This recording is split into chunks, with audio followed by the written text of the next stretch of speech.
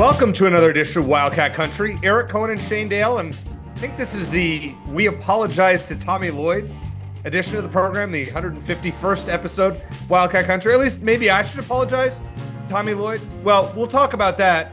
And we have later in the show, the professor, Matt Moreno, going to join us. A lot to talk about, Shane. I mean, You always worry that there's not going to be enough to talk about when the football and basketball season's over, and we never ever have that problem, do we? Thus far, we don't. And in a way, it's kind of weird because I want the basketball team to fill out their roster, but at the other hand, the longer they go, the more episodes we have to talk about this and keep it fresh every week. Yeah. So I can't really complain about that.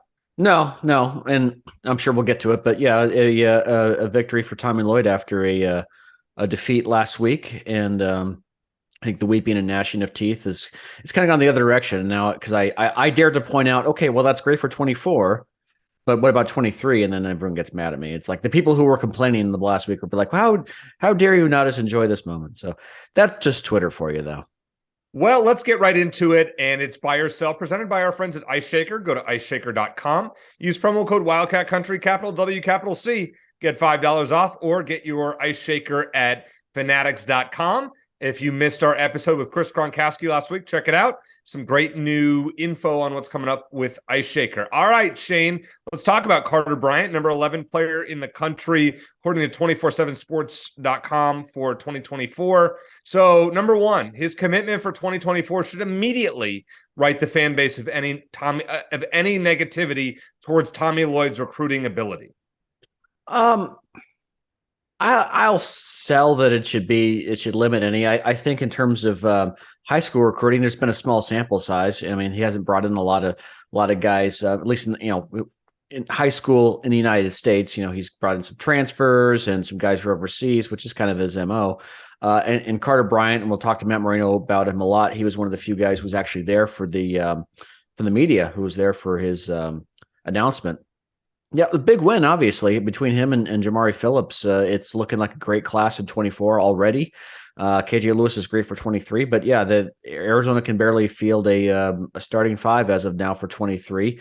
Again, we'll get into that with Matt Moreno and ask if it's time, because you always ask, is it time to panic? We'll ask him. But no, I think it's fair to still be concerned about the roster going into next season. It's comforting in the sense that Tommy Lloyd, yes, he can recruit at a high level. Now that Sean Miller's guys are gone, I mean, he brought in some decent talent as well. And Kylan Boswell obviously was a win. And it looks like he's going to be. It looks like he has potential to be a star. But it's early in his tenure. It's a small sample size. He's relied a lot on Sean Miller's guys, but blah, blah, blah. We've gone over this before. So I think it's okay to be concerned. I still am confident. And this renew my confidence that Tommy Lloyd is going to be able to put together a stellar class this year, at least in terms of transfers. But the later it gets, I understand the angst from the fans, but definitely a win, and it definitely worth celebrating. And I'm sorry that I dared rain on that parade and not let fans enjoy it for more than 20 minutes. All right, I'm going to sell this one as well, Shane. It should not immediately right the negativity completely, just because we don't know what Arizona's 2023 roster is going to look like. Yeah. And until Lloyd brings in a couple of impact players for 2023, yeah, there's still going to be questions. But what for 2024, there is potential. This kid, and Matt will tell us more about him. I mean, Arizona right now is the number 4 recruiting class in the country, according to 24/7. I mean, that's fantastic. So Tommy's doing a good job there. But let me just say this. You never know in recruiting until paperwork is signed. Yeah. I know this, Eric. I know this. I know you're going to say we are not going to have Carter Bryant on the show until at least he signs an LOI. Nope. I want to see him sign an LOI and say, I am not playing in the NBDL or whatever, the G League. I'm not going to Australia. Like, I am playing for Arizona. Yeah. And I think he will. That's why it's hard to get excited. Number one, because it's not going to happen next season. And number two, because the kids change their minds. And it's entirely possible that happens. And there's no reason to expect it would at this point. But we come back in a year and we could be talking about, oh, he decided to go somewhere else, because that does happen. And so I think Arizona fans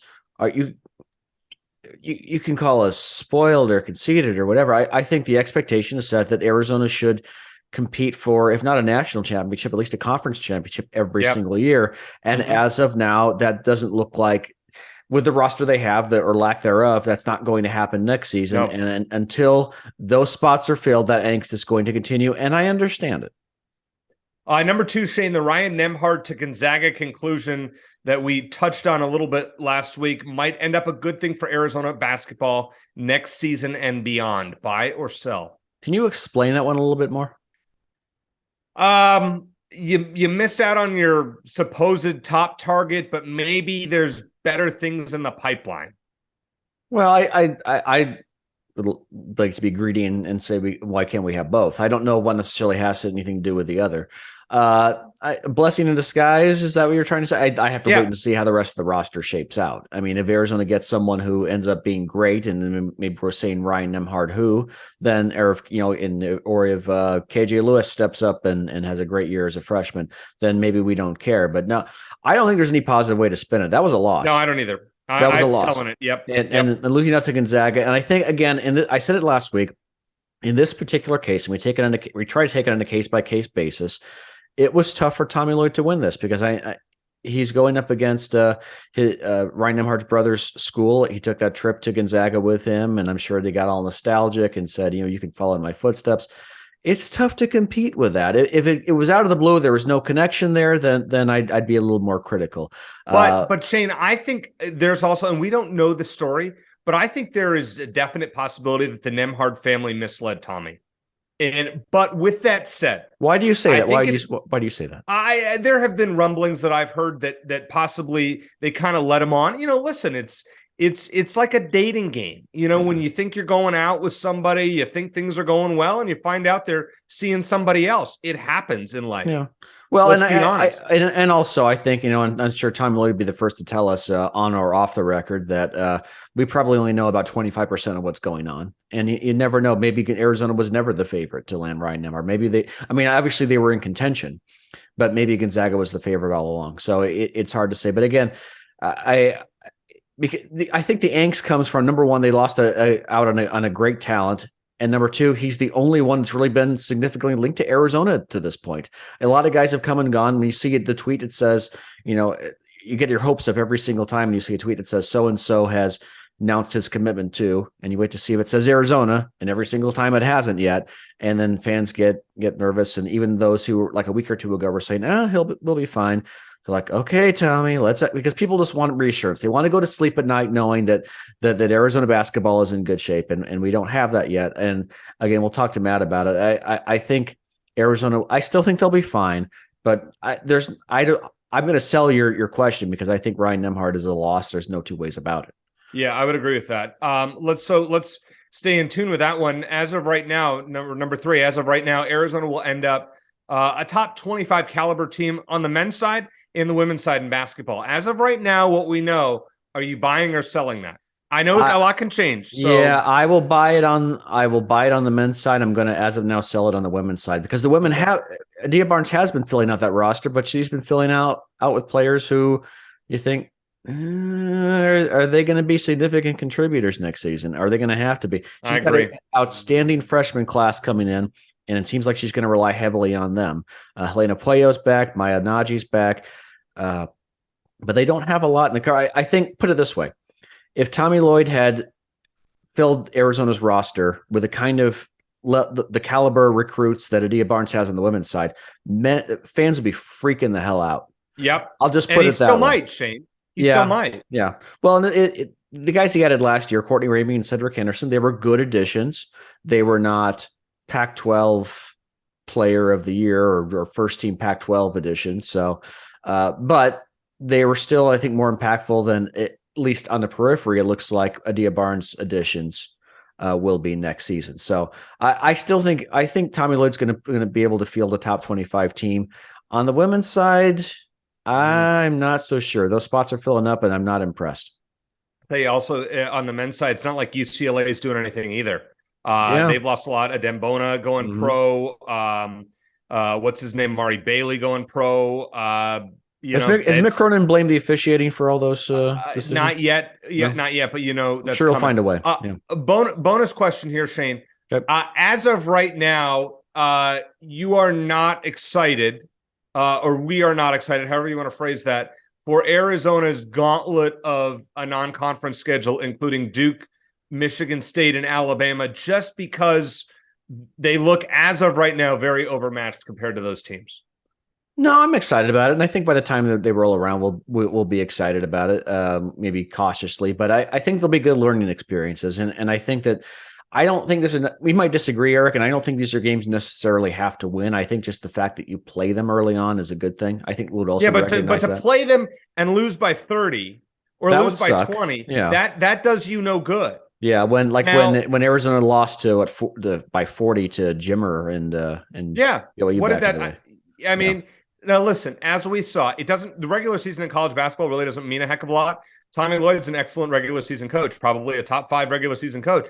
In the tournament, he's probably not a top 25 coach, based on what we've seen. Hard to say. The fact of the matter is, I mean, I just don't want to see Arizona go into Cameron Indoor Stadium and lose by 30. Like, that doesn't, there's nothing good that can come out of that. Nothing. You know what? I still disagree with that. I disagree. I think that you can still, it's that cliche. I never fail. I either win or I learn.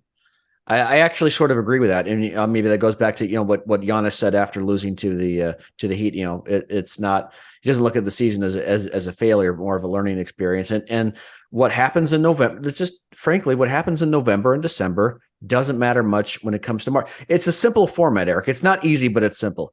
Number 1, get to the tournament. Number 2, win 6 in a row when you get there. That's all college basketball is. I know you celebrate the in-season wins. You celebrate the big individual victories, the early season tournaments, like Maui, the conference championships, but it is all about the in-state tournament at the end of the day. Arizona's come up short in that tournament for over 2 decades and counting now.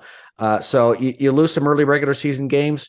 It would be tough. It would not be a great, at least not a great recruiting tool. Like for guys who are considering coming to Arizona, oh boy, is Tommy Lloyd not able to keep up now that Sean Miller's guys are gone. So from that perspective, I agree with you. But I still think playing these games, Arizona will be better off, win or lose, just for playing them. Okay, so from the Giannis perspective, Arizona's 2022-23 season in men's basketball was not a failure, according to what he said. Yeah. But based on the end results, it was like the Bucks, what they did, not getting out of the first round, having such a great record, that's a failure. Any way you want to look at it, the regular season wasn't a failure, but for the overall objectives, it was a failure. It was not to have a great regular season record and choke in the playoffs. And I know people will disagree with me when it comes to Arizona basketball. They had a great regular season like the Bucks. But the fact is, the objective was not to lose in the first round to a 15 seed. Any way you want to swing it. So the overall goal, Arizona failed reaching its overall goal. I will say it's a little different on the collegiate level because you only have a couple of years as opposed to, like a guy like Giannis or the other young stars in the NBA like Devin Booker, who presumably would have like another decade or so to compete. So it's a little bit different there. There's more of a sense of urgency, I think.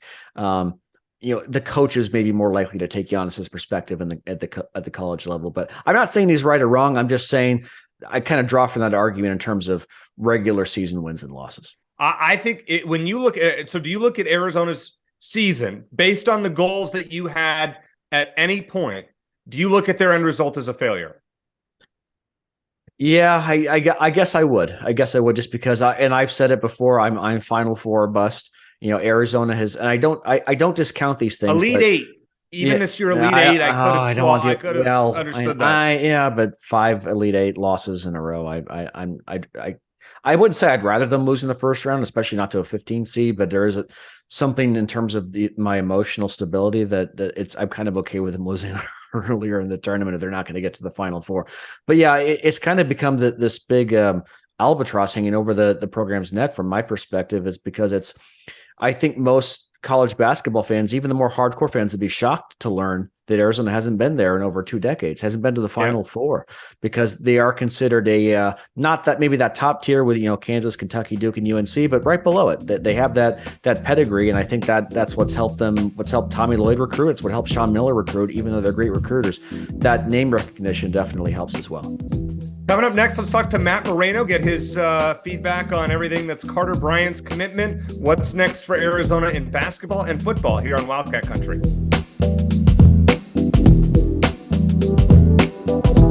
What's up, Wildcat Country? It's Robbie G, baby, and I am gearing up for a big year with Coach Jed Fish and excited to see what the Arizona Wildcats do this football season. And just like the football team, we stepped up our program as well with the official licensed U of A Ice Shaker, baby. Check it out and get it at fanatics.com. Bear down, Arizona. Let's go.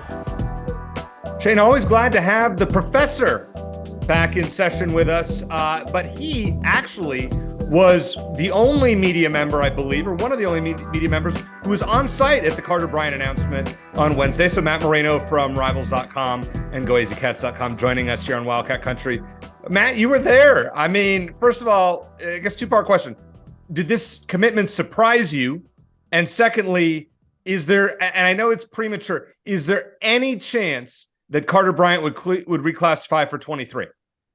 At this point, I mean, can't say never, but at this point, just based on conversations I had at the ceremony and talking to some different people, it's definitely an idea that's been floated around, I think. But from my perspective, I just don't see it happening. I think there have to be a pretty big shift in course. I don't think he has any plans of reclassifying right now. I think it's one of those things where every recruit who is deciding this early as a junior, similar to someone like Kylan Boswell, KJ Lewis was another one who, thought about it last year and really thought about it and was like, well, is this something I want to do? And decided ultimately, no, I'm going to play my senior season.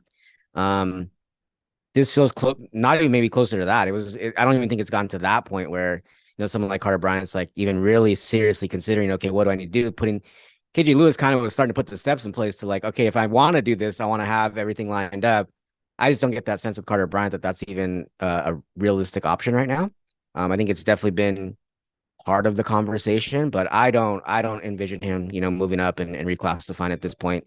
And I would just expect him to, join the roster next year. So obviously we got a lot of next fall, next 2024 the fall after next, right. So we've got a lot of opinions on Carter Bryant and what Arizona's getting. Just from your perspective, what can Arizona fans expect? And could he be a contributor right away whether he starts this coming season or the one after? Yeah, I mean, he is. I was thinking about this a lot going into it because the word was like, okay, it was maybe people were like, is it not going to be Arizona at one point? But it was always kind of thought that it was going to be Arizona. So I've been thinking a lot about this. To me, it feels like he's the most important recruit for Tommy Lloyd so far at Arizona. I know there hasn't been a ton, and I think that's part of the gripe with fans is like there just hasn't been there's not a huge pile of recruits to choose from in that category, but Arizona needed to have him. I mean, they needed to have him kind of right now. It worked out really well for Tommy Lloyd in Arizona because you have so much kind of naysayers and people doubting his recruiting abilities, and to land arguably the biggest recruit of his time at Arizona, that's a big deal. And so I think it was very important for Arizona to land him, and I really think he fits in well. He has superstar potential. I mean, he really does. I mean, when you look at what a future NBA superstar looks like when they're in high school, they look a lot like Carter Bryant. He has kind of everything that you're looking for. He can score, he can defend, his great length, has enough size to do some different things versatility wise, where he can play some different positions. And so really he checks off every box, and he's going to be in that conversation for McDonald's All-American. I'd be pretty surprised if he's not a McDonald's All-American when all is said and done. And just feels like the right type of recruit for what Arizona needs.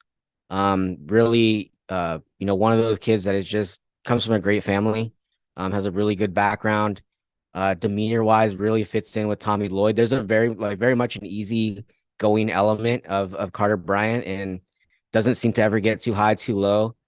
Seems like he's just going to fit in really well with what Arizona is about. And I think ultimately that's one of the things that paid off for Arizona, is that it just felt like the right fit kind of all the way around. And, talking to some people, maybe it was closer than I think a lot of people thought in terms of he could potentially not be going to Arizona. And I don't think the fan base coming after the head coach like they have been in recent weeks helped. And honestly, might have been very close to costing Arizona this commitment in a lot of ways. Take that for whatever you want. I don't think that it helped. And I think I think fans forget about that element, that recruits are paying attention to this, and recruits are saying, well, why do I need to be concerned about the head coach? Why is this a problem? And there was a lot of that the last couple of weeks, and that was kind of crunch time for Arizona trying to land Carter Bryant. And you don't want to have negativity about your program. And that's not my place to say right or wrong or whatever. But if you're a fan base, maybe don't come after your head coach when he's trying to land, the biggest recruit in a long time, because I think they're not that there was a huge amount of doubt, but it feels like maybe there was some doubt in there of like, okay, what is this the fan base you want to go to? Is this do we have to have questions about this coach? And so it sounds like it came down to the wire with Carter Bryant, and Louisville was very much in the picture. Sounds like some other schools are in the picture as well that maybe weren't getting talked about as much. But yeah, I think for Arizona, it's very good to get Carter Bryant in the mix, and for everything to have gone as smoothly as it did, and for him to end up at a school that he really likes. All right, I was going to get into this a little later, but since you brought it up, the angst among the fan base, let's talk about 2023. And as of now, Arizona's got exactly one guy coming in, and that's KJ Lewis. No transfers, no international guys being brought in at this point. Ryan Nembhard, Arizona lost out on him. Should Wildcat fans, you said it's not your place to say whether it's right or wrong, their reaction, but should Wildcat fans be concerned at this point as to how competitive this team is going to be next season? If I'm in their shoes, I'm saying no. I mean, and that's, you kind of get, tomatoes thrown at you or whatever when you kind of detract and go the opposite way of the fan base. But to me, if you look at kind of how things shook out last year, they didn't add their 2 transfers until June. There's an entire month of NBA prep process and all that kind of stuff to go through. And everybody that of the 200 and however many, players that entered the NBA draft as early entrants, not all of them are going to get good news over the next month. And a lot of those guys are going to end up going back to college, and many of them will not end up at their same school that they just left. There's going to be a lot of talent available come June. There just is. And that's the thing is, I think, a lot of the fan base or a lot of fans in general, not even just Arizona, across the board, see late spring, everyone entered the portal. That's it. Those guys are it. To me, it's like, that's not the case. And you just have to be patient, which is very hard for, I think, fans of any level to be. It's just, patience is not the thing that people want to have. But I think if they're patient, I think there's a lot of things that are going to go positively for Arizona as this process plays out. I still think it's a desirable place to play. Tommy Lloyd, I think, is still very much a big draw. I think they'll be fine. I mean, they had a very good team the last 2 years, and you can say what you want about, well, it wasn't his players or whatever. They're still a very good team. They're both these last 2 years. Didn't get the end result. But to me, it's like, if you want to talk to me in July and they're still having as many struggles as they're having right now, by all means, I guess. But to me, I would wait until after this NBA situation plays out, because there are a lot of, they're talking about hundreds of players. There's only so many spots in the NBA draft. There's going to be hundreds of players who are available and most likely not going back to their same school. So you just don't know at this point. Yes, it's not great. I mean, it's just not ideal right now. It's not great. There's no way around that it hasn't been great. Not getting Ryan Nembhard was a big deal. But is it the end of Arizona's season, and should they just scrap it and just get ready for 2024 when you have, Jamari Phillips and Carter Bryant coming in? I don't think so. I think Tommy Lloyd has a lot of confidence in his ability. I think if you talk to him, even off the record, on whatever you want to, I don't think there'd be any panic in what he's doing right now. And I think that's what you have to grasp if you're an Arizona fan, is that he's not going to have any kind of concern about not getting players in the portal so far, because I think he understands it is a very long process, and I think they'll be just fine. Yes, I think for them, getting Ryan Nembhard would be awesome, and it would be a really great welcome addition and answer a lot of questions that they have at this point. But I don't think you write off the season because they didn't get a guy like Ryan Nembhard, and they haven't been able to pull in some talent right now. It's not great, but it's not the end of the world either. See, I appreciate your honesty with that, because I think, I'm panicking. I don't think Shane is as much, but I'm guilty of it. So that's fair. But one thing you said earlier, I'm not going to let you get away with it that easily. So you said that the negativity around the fan base was a factor with Carter Bryant. Do you think at any point in the last 2 weeks, Arizona was in real danger of losing him, in your opinion?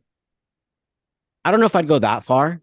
I think it was, oh, okay, this is something maybe, I need to pay attention to. I do know that there was legitimate conversations about, potentially going to a different school. And I think it was up for debate the entire time, and eventually, decided that, hey, Arizona is where I want to be. But I mean, he was pretty open when I talked to him that, that there was other schools very much in the mix, and it was never as much as everyone kind of thought. As soon as he got offered, he was going to go to Arizona. Obviously had an aunt and relative who played at Arizona, played volleyball at Arizona. He, when I've talked to him throughout the process, he said, I grew up on that campus. There are a lot of connections to Arizona where a lot of people thought, hey, it's going to be where he ends up regardless. But yeah, I think there were legitimate opportunities for other schools to make an impression. And I just don't think they ever did. I don't think they made a strong enough impression to sway his decision. But again, I think that was, part of it was what people are reading, what the people surrounding him were reading and going, hey, again, just asking questions about, okay, is this the fan base you truly, truly want to play for? And I think eventually they probably came to the decision of it's just fans being fans, and it's not something that needs to necessarily be looked into much. But I don't think it went unnoticed, by people and him, making that decision. So I guess the natural follow-up is, how much do you think that Twitter and message boards on websites like Go AZ Cats and others play a part with some of these recruits and their families? I think it's probably less than what you think. Okay. But it's not non-existent. Okay. I think you'd have to be living under a rock to not see it. I mean, it's just so prevalent. Social media is so prevalent. You can tag whoever you want, and they're going to look at their phone and go, oh, well, I guess I should read this. But, these are well-informed decisions. Now you're talking about, NIL being involved in all of this stuff. And it's now become more of a business decision and less about, okay, I'm just picking the school I want to go to. I think in this case that happened. I think Carter Bryant, assessed his situation and said, ultimately I just want to go to play for this coach and play at this school. And this is where I want to be. But these are well-informed decisions, and you should be looking at those things and should be taking everything into account and looking at, what's it going to be like when I have a bad game? Not that I don't think this necessarily played into it at all, but you have to look at someone like Kirk Risa and how much of, there was a big portion of the fan base that wasn't, giant fans of Kirk Risa, and he ends up leaving. I think you, as a recruit, you take that stuff into account. Okay, how is, player X at, whatever school being treated when he has a bad game?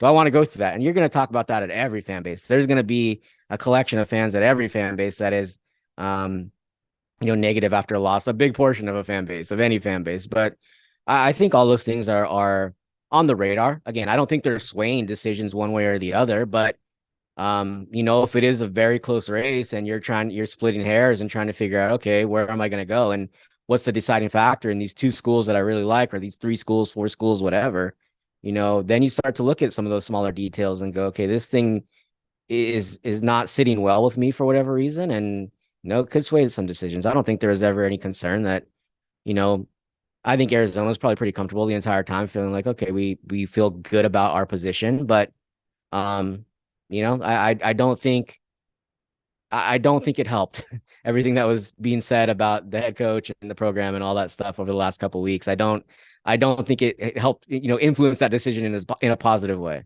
It's good to know. I just want to say that. Yeah, Matt, let me ask you about the other 2 commits for Tommy Lloyd as of now, because I don't think we've actually talked to you about either of these guys. KJ Lewis for this upcoming season, and then Jamari Phillips for the following season. Can you just give a synopsis on both of those guys and what Wildcat fans can expect? Yeah, I'll start with KJ Lewis just because he's going to be on campus earlier. But I don't know if you'll find a bigger KJ Lewis fan than me. I really like what he brings to the table. It's been a while since I've seen him in person. But, the last I saw of him, there was, and I think we've talked about this before, there was some to me, elements of Ben, and really there's like I can kind of see where he fits into what they want to do because of how well Ben was able to fit into Tommy Lloyd's system and really excel in that system.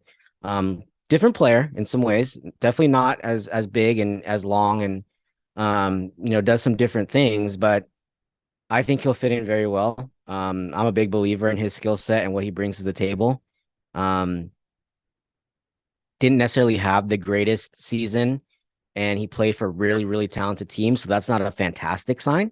Um, that he was surrounded by a lot of high level players, but also it can be difficult to play on those teams where you have a lot of high level players because everyone kind of wants to get their piece of the pie and do what they do on a very talented team. And so I think that played into it a little bit because he did drop in the rankings kind of across the board. And but I'm a really big believer in what he brings to the table. I really like his game. I do think he has star potential. I think he fits in very well with what Arizona wants to do. Is he the savior in this group? I don't think so. I think he's going to be a very, very good piece. I think people are underrating what he's about and what he can bring to the table when they look at this overall picture. That's one thing I brought up the last 2 weeks when that conversation comes up and everyone is kind of, not happy about what the roster is looking like. I said, I think you're underestimating what KJ Lewis is going to mean to this team. And I think he steps in and helps day one. What his ceiling is as a freshman, it kind of remains to be seen. But I really am a big believer in what he brings to the table and the talent level that he has. And I think he's going to be a very, very nice piece for this team and this program. Will complement their other guys well. I think he'll play very well with Colin Boswell. I really like what he brings to the table. Jamari Phillips is going to be more point guard esque. He's going to be able to handle the ball a lot. Plays with Carter Bryant now on the travel ball in the EYBL. So they're going to get that chemistry down already, coming into Arizona and have an opportunity to really continue what they're doing, on the grassroots level and continue that at college. But he's somebody that could be pretty versatile guard for Arizona. I think he can, if they need him to run the point, I think he's very capable of doing that. If they need him to be a scorer, I think he's capable of doing that as well. So, I'll be interested to see if they, pursue any other guards to maybe give someone else to kind of complement him a little bit more. But, we've known that they've obviously been going after Zoom Diallo, and Dion Thomas, who are, both point guards and ball dominant guards. So it's been interesting to kind of see that. We'll see kind of as this spring evaluation period plays out, how much increased attention those guys get from Arizona. But it feels like they're gonna seek out another lead guard, and we'll kind of see how that plays out. But at this point, Jamari Phillips, I think, is very capable of handling the point guard duties if they need him, and just somebody, like I said, is a versatile guard who can do some different things and can score.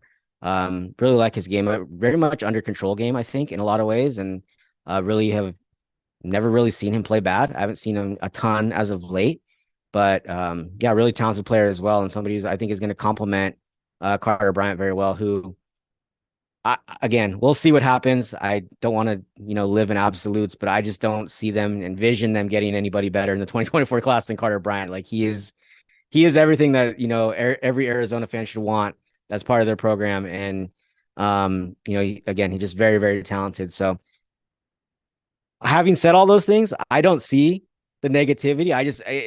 It's kind of been baffling to me because you look at all those players and all those guys are coming to Arizona. It's not like they're going somewhere else. I mean, yes, you're maybe losing guys here and there, but I really like what Tommy Lloyd has done. And I think he's shown kind of what he needs to show in a lot of ways. I get that, you're going to have misses. And I know that the Arizona fan base has kind of become spoiled in a lot of ways, and that you just kind of expect, hey, we're going to get everybody that we want, but it just doesn't happen. And that's, there's so many different elements in play right now.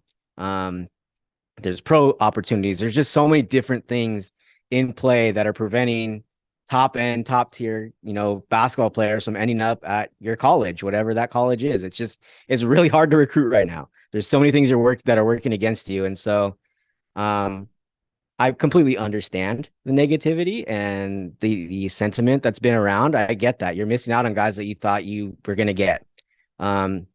But I think fans just tend to forget, wait, look who's coming. And you look at those players, and I really like all of them. So I don't see any kind of failings right now at this point. I still think there's still progress to be made, but I think there's a lot of positivity about, the future of this program.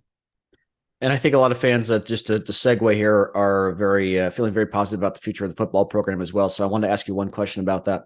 We had Chris Gronkowski on last week, who was the one of the honorary coaches at the spring game, and he mentioned that a lot of recruits are reaching out to him, like, because he did a lot of Instagram stories about the facilities there and just how everything's changed since he went there.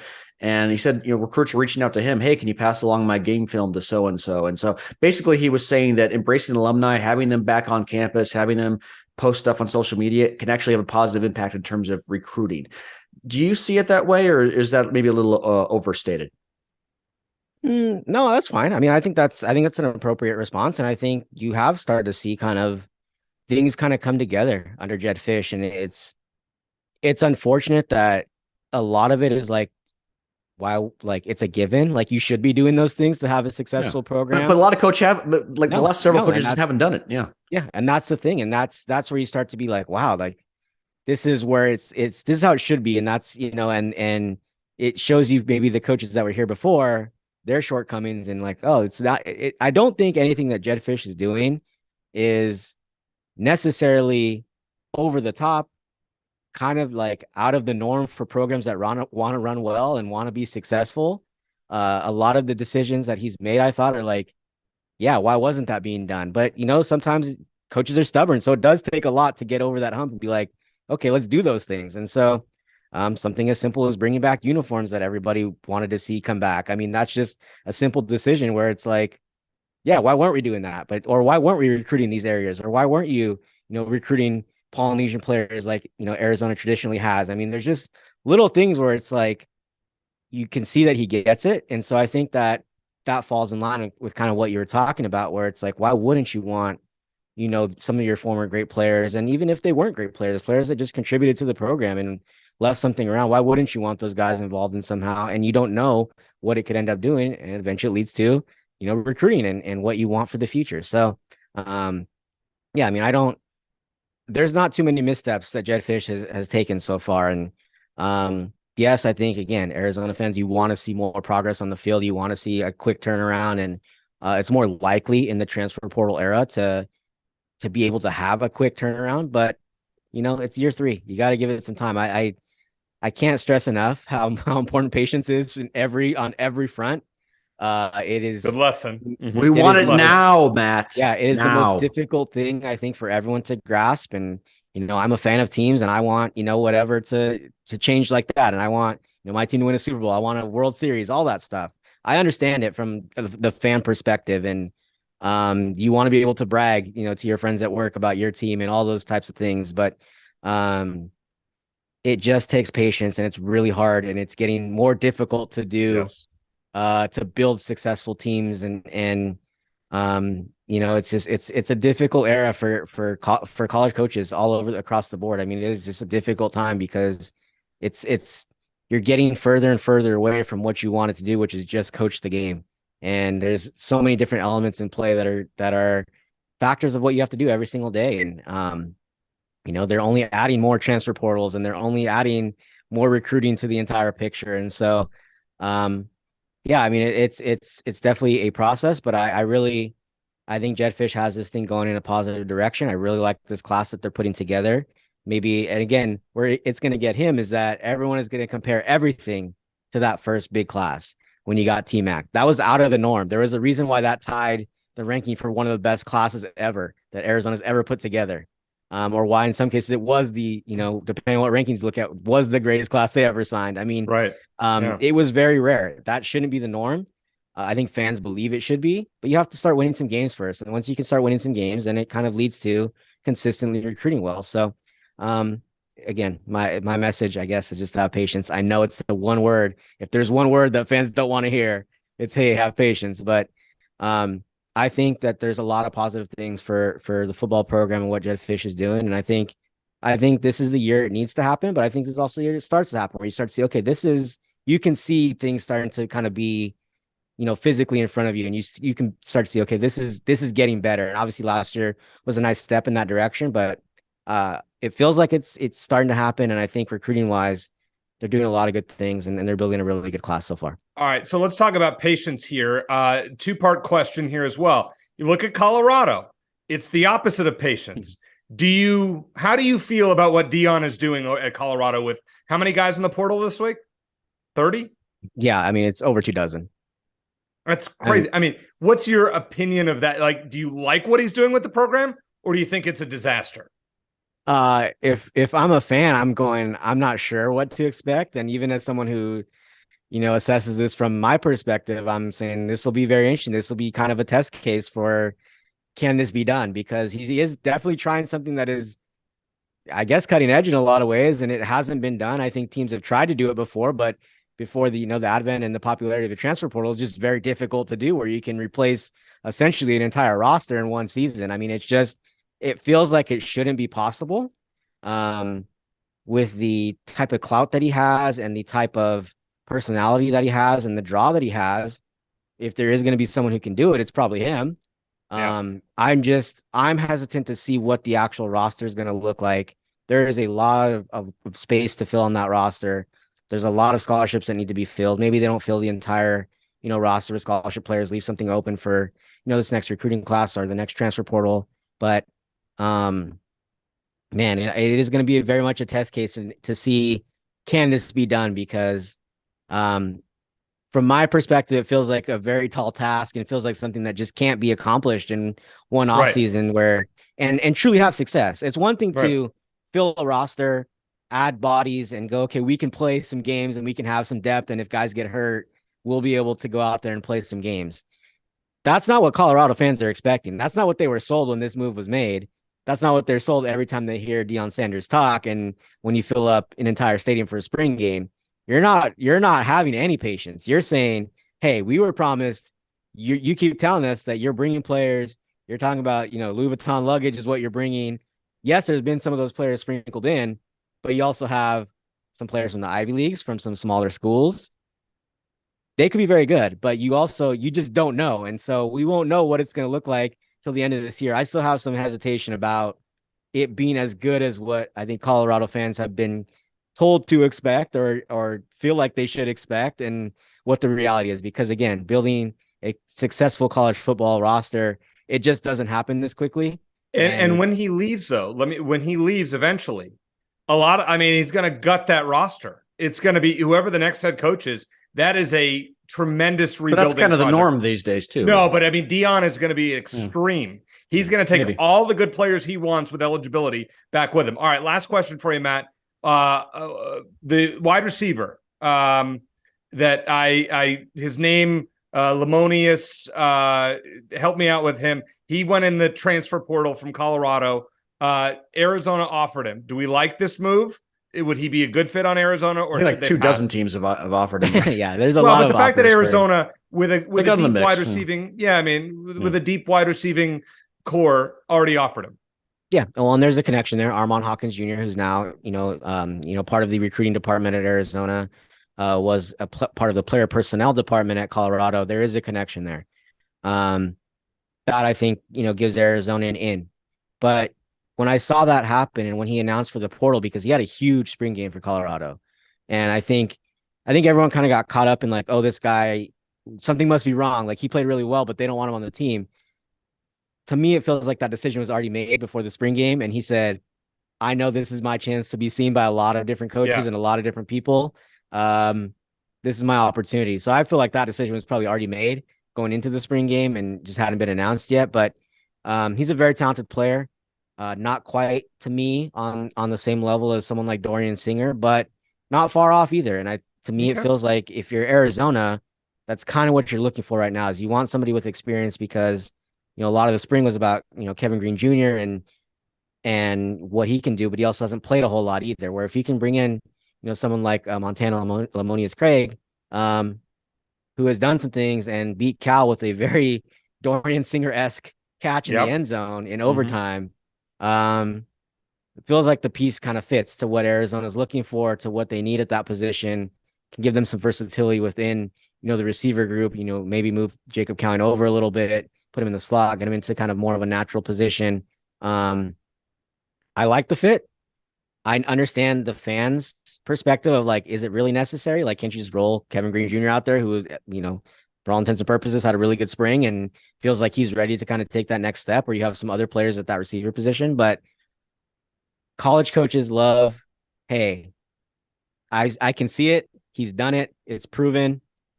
Let's go get that guy. And if your head coach is also your offensive play caller and, likes offensive players, I think if they're going to take a chance on somebody, it's probably going to be somebody like that, who's an offensive player who can get them in the end zone and make plays on that side of the ball. Well, we learned so much from you in the last half hour or so. The professor, as I like to call you, and I have people that'll text me like, will you ask the professor this when he comes on next? And I hope I got that in for my buddy who sent me actually one this morning who wanted me to ask you about somebody reclassifying in the like Carter Bryant reclassifying. So Matt, thank you so much for joining Shane and I as always. We really appreciate it. And I'm sure, knowing us, we'll be talking to you again soon. Absolutely. I'll have to get my glasses next time. My professor glasses. That's right, man. We need the professor glasses. We're going to start making shirts with like the professor on it. And I think people would buy them. It's crazy. So great job as always. I appreciate you guys.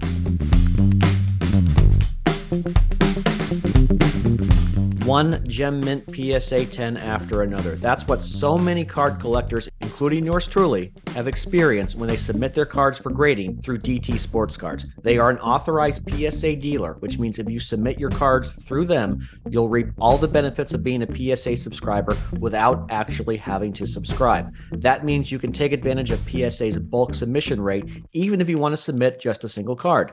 And for just $2 a card, DT Sports Cards will give your cards a thorough review and tell you if they're likely to receive your desired grades for them. I've submitted baseball, football, basketball, hockey, and yes, even Pokemon, and have received so many PSA 10s because DT Sports Cards has helped me send in the right cards and save my money on the rest. Check them out for yourself at dtsportscards.com or on Twitter and Instagram at DT_sportscards. Great to talk to the professor. Great intel from him. I hope you guys learned as much as we did because, we weren't planning on going that segment being that long, but we had so many more questions that we could have gone on for hours. Matt always gives great info, so great to catch up with him. Interesting stuff, Eric, about the negativity on the message boards and social media about Tom and Lloyd possibly becoming like a self-fulfilling prophecy about missing out on Carter Bryant. I am never one to go out and rip somebody on social media, and I don't post on message boards or anything like that. No. But I'm just the only thing that I would say is I will be careful in doing such on here, and I would encourage people on social media to just be careful because people can read that just like people can listen to our podcast and hear what we say. So throwing that out there. All right, Shane, this segment is brought to you by our friends at DT Sports Cards, who've been a great sponsor for us these last several months. Tell us what they have in the pipeline and what you have in the pipeline from them. Well, I just submitted a lot. I've submitted a lot of cards to them. Got 3 orders back in the last week just because they all kind of happened at the same time. Got a bunch of Gem Mint 10s, including, I'm going to show you if you're watching on YouTube here. You can see this Benedict Matherin out of 199 silver PSA 10. Definitely holding on to this one for a while because I know I'm biased, but Matherin, I think from what we saw in his rookie year, could be a star. So that's one I'm going to hold on to for the foreseeable future. But yeah, check them out if you're looking to get your cards graded, looking for a second opinion on which cards to send in and which you shouldn't. David DT Sports Cards does a great job at filtering out the ones that you'll lose money out on if you're a card flipper for sure. All right, we've got 4 quick things I want to run over. Baseball team, they've been on a massive roll since I was calling for Chip Hale's head. Maybe their NCAA tournament hopes are not dead yet. Are you buying or selling that? I'll buy they're not dead. I mean, the wins over Utah and New Mexico weren't especially impressive. Utah's last in the Pac-12. New Mexico is sub 200 in RPI. But yeah, 6 wins in a row, 9 wins out of 11, including that thrashing of ASU last week. They're number 53 in RPI now, which is better than both Washington and USC. USC is actually projected to be, by Baseball America, to be in the postseason as of now. And Arizona has a higher RPI than them.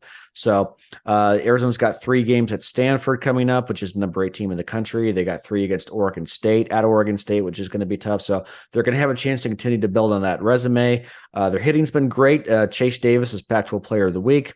Their pitching has been better, but their bats are going to have to stay hot if they're going to advance. And you have the conference tournament this year as well. So I mean, yeah. unless you win that, unless you at least get to the finals in that, I mean, but as far as I'm concerned, the baseball team has shown some life, and you got to give them credit. Yeah. Chip has turned things around. Let's see what they do against Oregon State. Oregon State's a pretty good team. So not ready to fully write them off, but Shane, I am ready to write off the softball team. I think it's over. What is it? 13 consecutive conference games. It's real bad for Caitlin Lowe right now.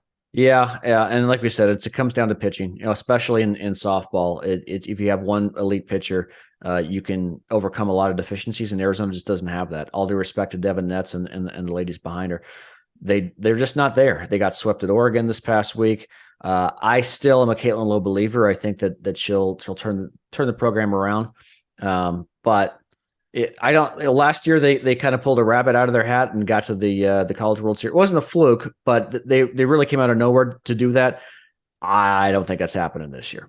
Well, no, I mean, you can't lose 13 in a row in conference and make the postseason. Not even in the Pac-12. Yeah. No, not even happening. All right. Number 3, I want to ask you about Deion Sanders has come in. We touched on this with Matt. And I asked him if he liked what Deion's doing. I think more than 24 players after their spring game last weekend entered the portal, but yet, Crazy. The enthusiasm in Boulder is something else. If this was Arizona and you saw, and Jed Fish was doing the same thing that Deion is, would you be in support of it or would you hate it? Well, the timing is interesting just because, a lot of guys come and go now. That's the nature of the transfer portal. In fact, I remember after the season ended this past year, Jed Fish was very blunt. And he said, I expect a lot of people to move on. I don't expect it to happen again necessarily after the season, but I expect there to be quite a bit more turnover. And there was a lot of people, a lot of players transferred, a lot of new guys have come in. Not quite as much turnover as from the previous year, but that's the nature now. It's interesting though the timing though. It seems like a lot of Colorado players maybe got together and said, "Yeah, let's ball out in the spring game, and then let's get out of town." Let's take advantage of this opportunity that the national media is giving us, because the national media has descended on Boulder, Colorado in the way they haven't maybe since Cordell Stewart was there, or maybe even bigger than that now because Deion Sanders is the coach. But I really don't know, because this is so unprecedented, Eric. It's bizarre. It's like, and then there's the question of, and by the way, Travis Gray, who you might remember, Arizona's first high school committer, Jed Fish, was Grayson Stovall, who came on this show and tried to convince his buddy Travis Gray to come play at Arizona with him. And Travis Gray chose Colorado, and then he decided to transfer. And he was one of several who complained that no, he wasn't one who complained that the Dion wouldn't, the coaching staff wouldn't give them their game film, but that's a whole other thing.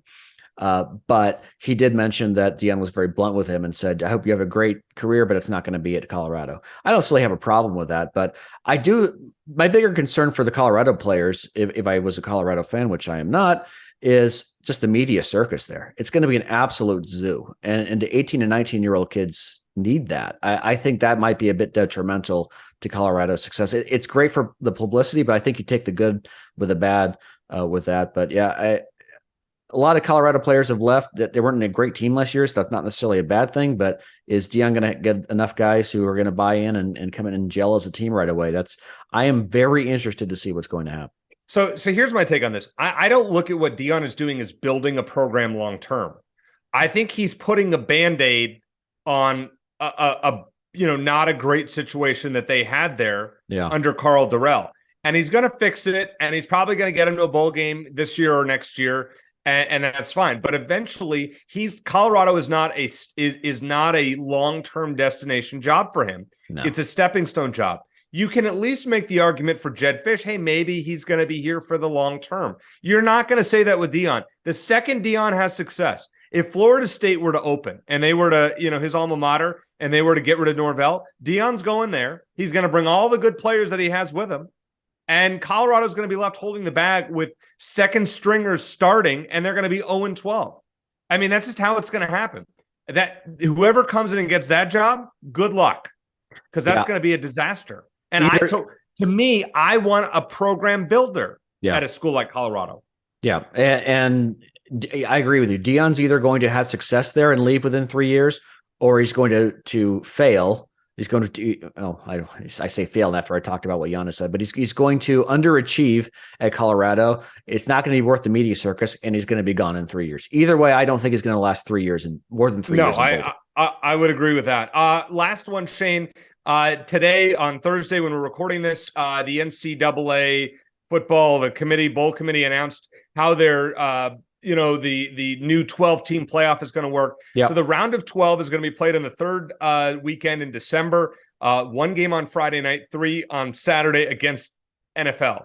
So that's interesting, number one. Yeah. The quarterfinals, 1 will be on either New Year's Eve or January 2nd, 3 on New Year's Day. I'm good with that. The semifinals, though, this is what I wanted to ask you about, just this whole schedule. Semifinals on a Thursday or Friday night to avoid the NFL playoffs and the championship game on a Monday. I think it'll be MLK Monday in 2025. Do you like college football's approach to just avoid the NFL when it comes to the semifinals? Or would you say, hey, these are the 4 best teams we have. I'm going to put it on a Saturday and try to find a window where we can fit this in to not have the playoffs not affect it? No, they probably have to do it that way. I sort of get it. And the Friday night is a disaster, isn't it, though? Well, maybe, but that's when the Pac-12 championship game is. But the NFL and college football, they try to avoid each other. The NFL has a handful of Saturday games late in the season when college football's over. So now they're gonna kind of go head to head, which is interesting. Big picture, I'm not a fan of the 12-team format. I would have done 6 or 8. I think 8 would have been the sweet spot, but be that as it may, there's really no avoiding it now. Now that you're getting that deep, you have that many teams and that many playoff games, you're going to have some overlap, and it's the way it is. But TV rules everything now. I wonder if the NFL and college football are going to try to find a way to get everything in and not have two big games on at the same time. This hasn't been an issue to this point. It's going to be interesting. So here's the one thing, and then, we'll wrap this up. So college football plays on Saturdays. They play on Thursdays as well, the occasional Friday game, whatnot, and your championship game's on a Monday. Now, I get it. It'll be MLK Monday. It's better than, at least it's a long weekend or whatnot, but it's just weird that a sport that dominates Saturdays finishes up on days that are not Saturday. Yeah. That's the problem that I have had. College basketball does it too on Mondays, which I think is. But at least they play on Mondays, though, Shane. College football does not play on Mondays. Right. I mean, they play on Labor Day, and literally that's it. That's the only Monday, because they don't want to go up against Monday Night Football. So I never have understood that. I hate this. I know that Mondays will potentially get them better ratings. Play it on a Saturday. You are a Saturday sport. Figure it out. People will find it. People will build their Saturday night around watching a championship, just as they do a Sunday night around watching the Super Bowl. Let's be honest, right? Yeah, but people find a way on Mondays. I mean, has Monday been an issue as far as getting fans to watch? No, but it just doesn't make sense. No, I don't like it either. I'm just saying that because I think it's weird. I agree with you, but from a financial standpoint, obviously they're not hurting it. They would have changed that years ago. No, I've never understood it though. That's just totally random thoughts here as we wrap up the show. Thanks to Matt Moreno for joining us. Always great to catch up with the professor. A lot to talk about, and I'm sure there will be something that comes down in the next week that will get our blood boiling or us really excited. One of the two. That's kind of how it is these days. Both. Or both. That's exactly right. So for Shane Dale, I'm Eric Cohen. Thanks for listening. And as always, bear down.